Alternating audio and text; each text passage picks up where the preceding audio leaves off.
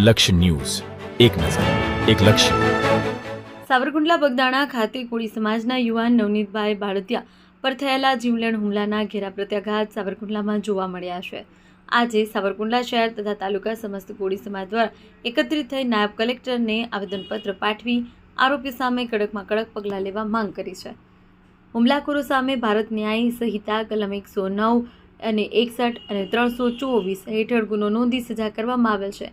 Social મીડિયામાં viral થયેલા video ક્યાં મોબાઈલથી ઉતારાયા, કોના કહેવાથી ઉતારાયા અને આખું કાવતરું ક્યાં સ્થળે રચાયું તેની ઊંડી તપાસ કરવામાં આવી છે. ગુનામાં સંડોવાયેલ તમામ આરોપીઓ અને જે આરોપીઓની ધરપકડ હજુ બાકી છે તેમને તાત્કાલિક ઝડપી પાડી જેલ હવાલે કરવામાં આવેલ છે.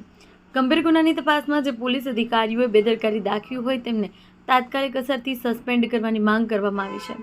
આવેદનપત્રમાં સ્પષ્ટ ચીમકી આપવામાં આવી છે કે જો સમાજની આ ન્યાયિક માંગણીઓ સ્વીકારવામાં નહીં આવે તો આવનાર દિવસોમાં કોળી સમાજ દ્વારા ન્યાય માટે અત્યંત ઉગ્ર અને જલદ આંદોલન છેડવામાં આવશે. આ કાર્યક્રમમાં સાવરકુંડલા શહેર તેમજ તાલુકાના સમસ્ત કોળી સમાજના આગેવાનો, યુવાનો, હજારોની સંખ્યામાં સમાજના ભાઈઓ ઉપસ્થિત રહ્યા. Bureau chief Yogesh Unadgadh, Savarkundla, Amreli. મારું નામ પંકજ ઉનાવા છે. હું મોટા જીવડા ગામનો સરપંચ.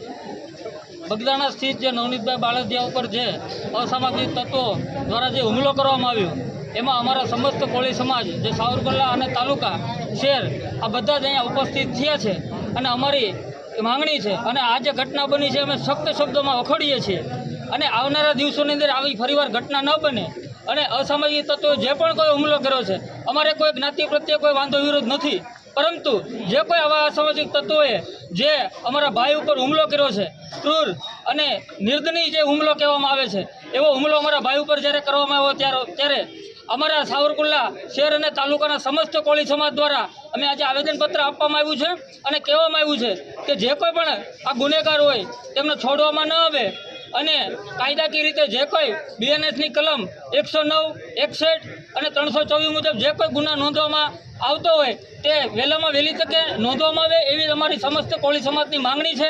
અને જો આવનારા દિવસોની અંદર યોગ્ય ન્યાયિક તપાસ નહીં કરવામાં આવે તો અમારા સાવરકુંડલાના આ સ્થાન ઉપરથી અમે આહવાન કરીએ છીએ કે આવનારા દિવસોની અંદર જ્વલંતમાં જ્વલંત અને ઉગ્રમાં ઉગ્રનું આંદોલન અમે સાવરકુંડલામાંથી કરીશું. એ સરકારને અમે ચીમકી કે ચેતવણી કે વિનંતી જે સમજવું તે સમજે. જય જય કોળી સમાજ. સાવરકુંડલા તાલુકાના સમસ્ત કોળી સમાજ દ્વારા નવનીતભાઈને ન્યાય અપાવવા માટે આવેદનપત્ર આપવામાં આવ્યું છે. એમાં જે આરોપીઓનો સમાવેશ નથી કરવામાં આવ્યો, પોલીસની જે બેદરકારી છે એ બેદરકારીમાં જે પોલીસો એ સમાયેલા છે એ પોલીસ અધિકારીને સસ્પેન્ડ કરવાની માગણી કરી છે. તેમજ નવનીતભાઈ ઉપર જે જીવલેણ હુમલો કરવામાં આવ્યો છે તેમાં ભારતીય ન્યાય સંહિતાની કલમ 109, ભારતીય ન્યાય સંહિતાની કલમ 61 અને 324નો કલમનો ઉમેરો કરવા માટે થઈને હાલનું આ આવેદનપત્ર આપ્યું છે. અને નવનીતભાઈને જે આરોપીના નામ લખાવ્યા છે તમામ આરોપીનો સમાવેશ કરી અને ગુનાહિત કાવતરું રચવામાં જે લોકોએ ભાગ ભજવ્યો છે એ તમામને આરોપી તરીકે જોડી અને તેના વરઘોડા કાઢવામાં આવે અને એક આ છાપ બેસાડવામાં આવે કે આવો કોળી સમાજ ઉપર ક્યારેય અત્યાચાર કરવાની કોઈ સાહસ ન કરે તેવું અમે આ સાવરકુંડલા તાલુકાના સમસ્ત કોળી સમાજ દ્વારા આજરોજ પ્રાંત અધિકારીને આવેદનપત્ર આપી અને મુખ્યમંત્રી સુધી આ રજૂઆત પહોંચાડવા માટેની આ રજૂઆત કરેલ છે. મુજબ આપણે બધા મિત્રોનો અમારો સહયોગ સમસ્ત કોળી અને ઠાકોર સમાજ દ્વારા જે આજે આવેદનપત્ર આપવામાં આવ્યું છે સમસ્ત કોળી સમાજ દ્વારા.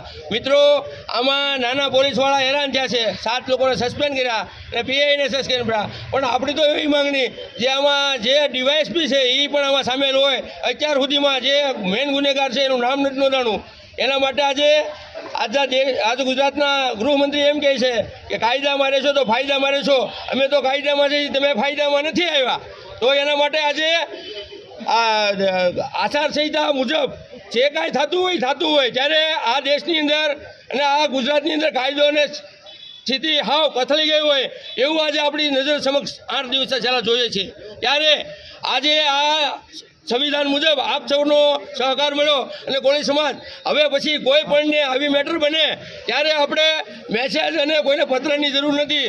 મેસેજ અને ફોન દરેક મિત્રો યુઝ કરે અને સોશિયલ મીડિયામાં ખૂબ આ નારો શકે, નવનીતભાઈ તું આગે બઢો, સમાજ, જય જય કોળી સમાજ.